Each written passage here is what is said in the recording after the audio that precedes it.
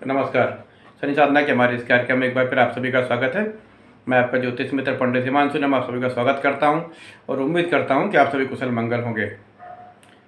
पितृपक्ष चल रहा है और पितृपक्ष से जुड़ी हुई जानकारियां हम आपके साथ शेयर कर रहे हैं। लाल किताब के अनुसार, वेदों के अनुसार, वैदिक शास्त्रों के अनुसार पितृपक्ष में क्या करना चाहिए, इसकी जानकारी हम आपको देते जा रहे हैं। हम आपको बताने जा रहे हैं उज्जैन के गया कोटा तीर्थ के विषय में। उज्जैन में मंगलनाथ मंदिर के पास संदीपनी आश्रम है, जो भगवान श्री कृष्ण के गुरु का स्थान है। कहते हैं आज से 5200 वर्ष पूर्व भगवान श्री कृष्ण बलराम और सुदामा के साथ यहाँ पर शिक्षा प्राप्त करने आए थे और यहाँ वे 64 दिनों तक रुके थे। यहाँ पर भगवान श्री कृष्ण ने अपने गुरु संदीपनी से सभी प्रकार की विद्या हासिल की। संजीवनी विद्या, वेद, पुराण, सभी प्रकार की विद्याएं प्राप्त की, संजीवनी विद्या प्राप्त की। जब उनकी विद्या कंप्लीट हो गई, विद्या पूर्ण हो गई, तो उन्होंने अपने गुरुजी से कहा कि आप मुझसे गुरु दक्षिणा लीजिए, क्योंकि एक विधान होता है कि शिक्षा पूरी होने के बाद गुरु दक्षिणा ली जाती है। गुरु ने इसके लिए उन्हें मना कर दिया, लेकिन उनकी गुरु माँ ने बोला, बेटा मुझे एक दुख है कि मेरे पुत्रों को शंखासुर नामक राक्षस ले गया है, और यदि तुम कुछ मुझे अपने गुरु को कुछ विद्या गुरु दक्षिणा देना चाहते हो तो मेरे पुत्रों को तुम उस शंखासुर से वापस लेके आओ। भगवान श्री कृष्ण बलराम के साथ गए और समुद्र में छिपे हुए शंखासुर समुद्र से उन्होंने प्रार्थना की कि कोई शंखासुर नामक यहाँ राक्षस है। तो भगवान समुद्र ने कहा कि प्रभु, मेरे गर्भ में शंखासुर नामक राक्षस है और उसी ने आपके गुरुपुत्रों का वध किया होगा। जब भगवान श्री कृष्ण समुद्र में गए, शंखासुर से युद्ध किया और शंखासुर को मारने के बाद उन्होंने देखा कि उसके पेट में उनके पुत्र तो नहीं थे।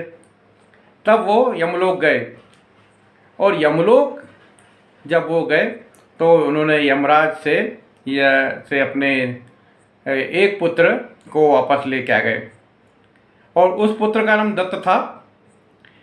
और वह अपने पुत्र को, गुरु जी के पुत्र को लेकर आए और अपनी गुरु माँ और गुरु जी को उन्होंने उनके पुत्र को सौंप दिया और उनके पुत्र का नाम पुनर्दत्त हुआ, क्योंकि वो दत्त जो उनका गुरुपुत्र था उसकी तो डेथ हो चुकी थी, लेकिन वो वापस यमलोक से लेकर आए। और बाकी जो पुत्र जो जीवित नहीं बच सके, उनका तर्पण उन्होंने संदीपनी आश्रम के पास ही गया कोटा तीर्थ में किया, अपने गुरुपुत्र का तर्पण और पिंडदान। क्योंकि बाकी पुत्र को वो नहीं ला सके, लेकिन एक पुत्र को वापस ले आए थे। और इस तीर्थ की महिमा, क्योंकि भगवान श्री कृष्ण ने खुद यहाँ पर पिंडदान और तर्पण किया था, तो इस तीर्थ की महिमा अपरंपार है, क्योंकि भगवान श्री कृष्ण पूर्ण पुरुषोत्तम है। बिहार के गया जी में तो कहते हैं गयासुर नामक राक्षस शिला के स्वरूप में है और भगवान बोलते हैं कि भगवान विष्णु का पद है वहाँ पर। लेकिन यहाँ पर उज्जैन में गया कोटा तीर्थ में भगवान श्री कृष्ण ने खुद ऐसा आशीर्वाद दिया था कि जो भी यहाँ पर पिंडदान तर्पण करेगा उसे उनके पितरों को उत्तम गति प्राप्त होगी। तो गया कोटा तीर्थ जो है, जब आप उज्जैन जाएंगे तो संदीपनी आश्रम के पास ही है, वहाँ पर एक मंदिर है। मंदिर में जब आप मंदिर में अंदर एंट्री करेंगे तो वहाँ जटेश्वर महादेव का मंदिर है और जटेश्वर महादेव के मंदिर के बगल में आप जाएंगे तो वहाँ सप्त ऋषियों की मूर्ति है और 16 पद बने हुए हैं।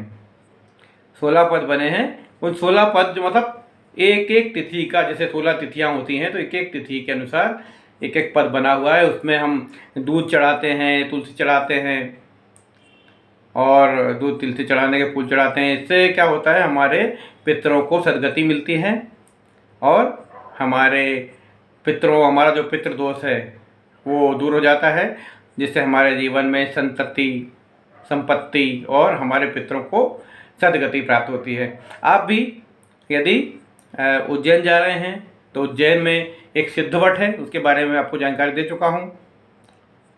उसके अलावा संदीपनी आश्रम के पास में गया कोटा तीर्थ है, यहाँ पर भी आप अपने पितरों का तर्पण पिंडदान वगैरह कर सकते हैं।